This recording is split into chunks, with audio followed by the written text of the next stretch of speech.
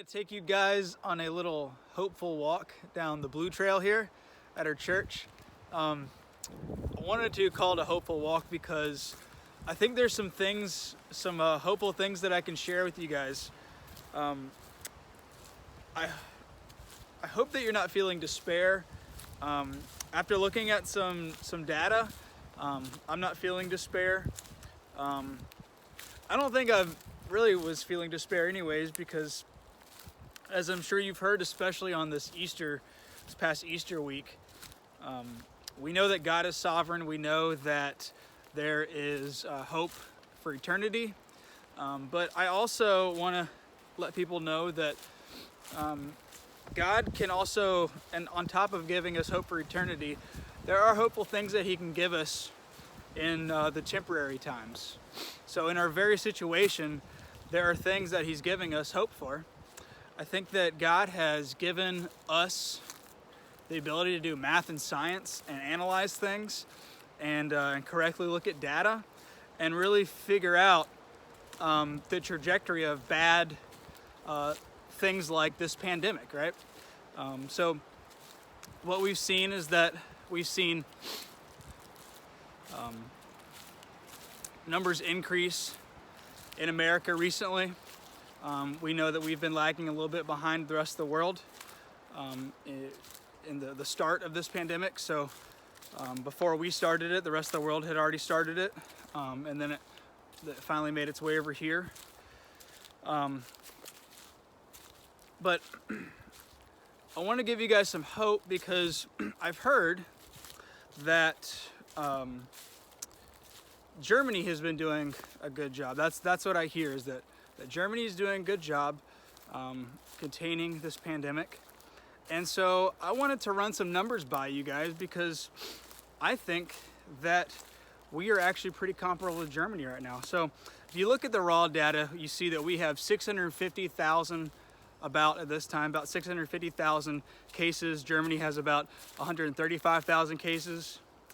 That seems kind of a big discrepancy, but if you think about Germany has 25% of the population that we have, that number starts to make a little bit more sense. So if you look at their population too, so they have about 20% of our total cases, and they have about 25% of our total population. Now they're doing, I guess, a little bit better in that aspect, but then I look at our outliers. So one of the things you have to do in statistics is you have to look at outliers. If you're gonna try to analyze a whole group or a large country like the United States, you really have to look at the outliers and see if something is throwing off the data. And right now, our huge major outlier, I mean, it's not even a contest, is the New York City area is an incredible outlier. And there's some things going on over there that we should definitely, as a country, take seriously and help them out. But what we shouldn't do, statistically speaking, is paint what's going on over there to the rest of the country. So I want to give you guys some hope because we're not in their predicament. And I think we can be hopeful for our situation. So if you take out New York City, they have the New York City area, which is New York and New Jersey, you take out about 30 million people, or sorry, not take out about 30 million people, you exclude them from the data, and then you exclude about half of our total cases for the US. So then what does that drop to? Well, all those percentages that I told you about, all those percentages, the Germany percentage is 38% of our total cases. That's what they have. And then I'm walking through some bramble here.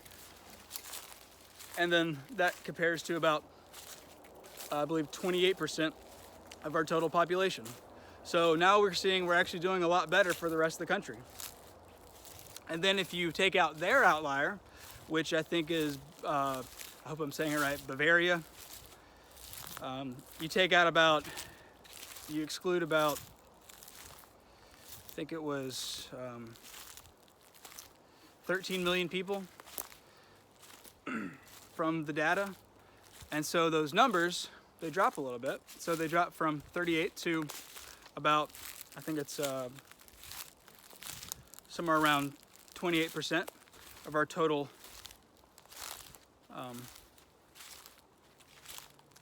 cases. And then they make up about 24% of our total population then. So now you're seeing, if Germany is doing well, now you're seeing, you know what, we might not actually be that bad. And I think there's something hopeful going on right now, because the numbers are going down, the daily case numbers are going down. So this is a really good thing. Like I said, there's something a little bit different going on in the New York City area, and so that needs to be handled differently. Different statistics means you handle it different ways. And so I think that we can, as Christians, I think that we can pray for the New York City area, and as Christians, we can also support ministries that are helping the New York City area. For example, the Samaritan's Purse is helping the New York City area, and I think that we should support, if you don't like them for some reason, support ministries like them that are helping. And so that's what we can do: pray and support. Also, don't forget to pray and support the people in your local community too, because even though we aren't like the New York City area, people are still affected, right? Don't forget that this pandemic, this quarantine time, is probably affecting people in more ways than just the coronavirus. So I want you guys to remember to think about the people that are lonely, think about the people that struggle through things, and I want you to call them, support them, let them know they're loved. Somehow reach out to people, whether it be notes or gifts. I've received a note and I thought it was great today. It was so wonderful. And I wrote a little thank you note back. And these are just things that we need to be doing to really build a sense of community, because I'll tell you what is necessary for humans is community. And that is essential. And what you need to do is you need to build community however you can, whatever's within the law. And as the laws change, as the reactions change, then we can change our ways of building community. But let's do that. Guys, it's heartbreaking that people are dying. It's heartbreaking that people are getting sick. There's pain. That people are experiencing bad things unrelated to the coronavirus due to the shutdown too. This is all bad. But the thing is, we have to be hopeful too, because if you dwell on only the bad things and dwell on it to the point of past being able to do anything about it, that's not good. But what we need to do is we need to focus on the things that we can do to help, and then we need to focus on the things that we could be hopeful about. So I've seen some really funny, encouraging, nurse videos of them dancing around on TikTok, and so what I'm seeing is that, they're trying to encourage people too, and the hospitals aren't as bad as we thought they would have been. So this is a really encouraging thing. So I hope that today you are encouraged by knowing that God is sovereign, by knowing that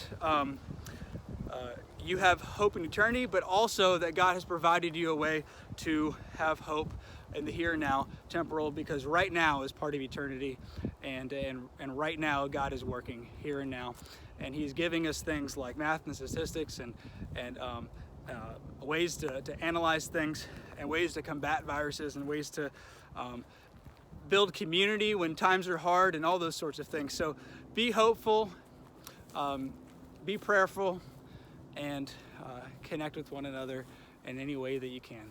All right, guys, I hope that you're hopeful today, and I'll see you next time. Bye.